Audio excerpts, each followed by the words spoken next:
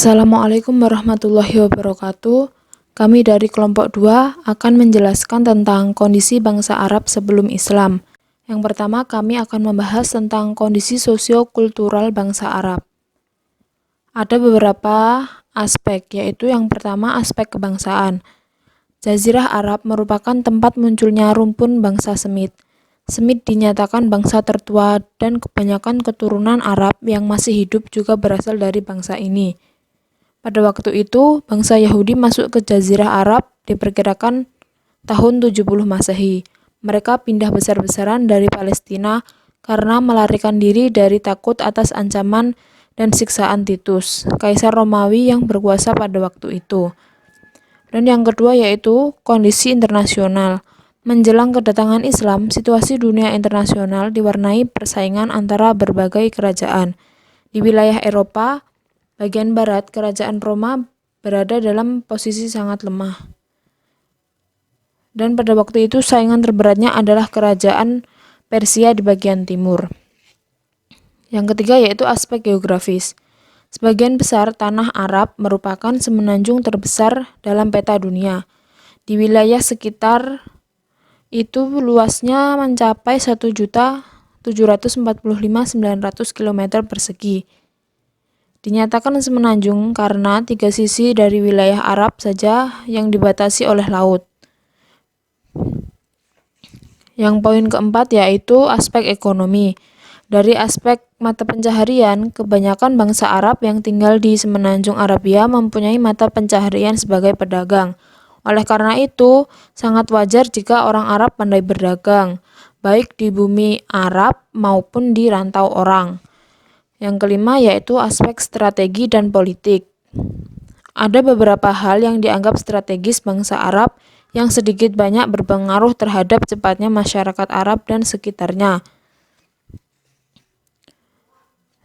Jazirah Arab meskipun tidak luput dari pengaruh kekuasaan dua superpower itu, yaitu pernah di bawah pengaruh bangsa Romawi, tetapi tidak sampai dikuasai atau dijajah.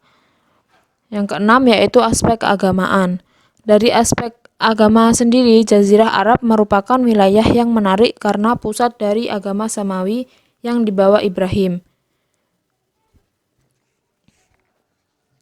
Dari jalur Nabi Ishak berkembang dua agama besar, yaitu Yahudi dan Nasrani. Sedangkan dari jalur Nabi Ismail lahirlah agama Islam.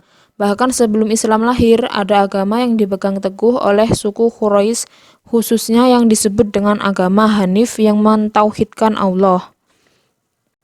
Yang kedua, kami akan menjelaskan tentang adab perempuan budaya pra-Islam.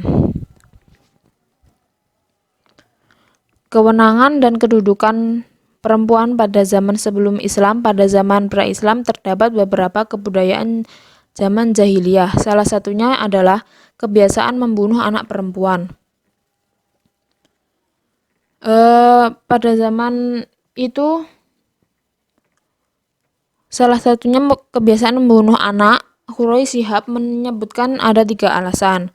Yang pertama yaitu orang tua pada zaman dahulu takut miskin bila menanggung biaya hidupnya, karena perempuan pada zaman dulu masih belum bisa produktif dan mandiri.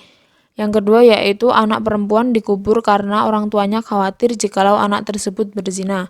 Dan yang terakhir yaitu dikarenakan seringnya ada konflik antar qabilah, para orang tua khawatir jika anak perempuan akan ditawan oleh para musuh. Maka dari itu orang tua pada zaman dahulu menyimpulkan bahwa anak perempuan pada kala itu adalah pembawa petaka. Dan yang terakhir yaitu dikarenakan seringnya ada konflik antar qabilah, para orang tua khawatir jika anak perempuan akan ditawan oleh para musuh. Maka dari itu orang tua pada zaman dahulu menyimpulkan bahwa anak perempuan pada kala itu adalah pembawa petaka. Dan yang terakhir adalah aspek penegak hukum dan pengadilan. Bangsa Arab jahiliyah pada waktu itu sudah mengenal bentuk-bentuk lembaga peradilan untuk menyelesaikan segala sengketa mereka. Hanya saja mereka belum memiliki undang-undang tertulis yang terdapat pegangan para qadhi.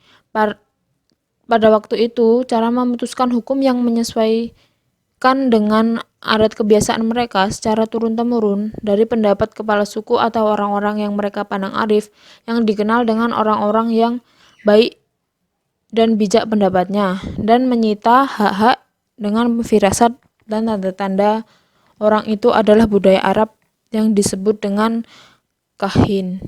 Sekian penjelasan dari kami.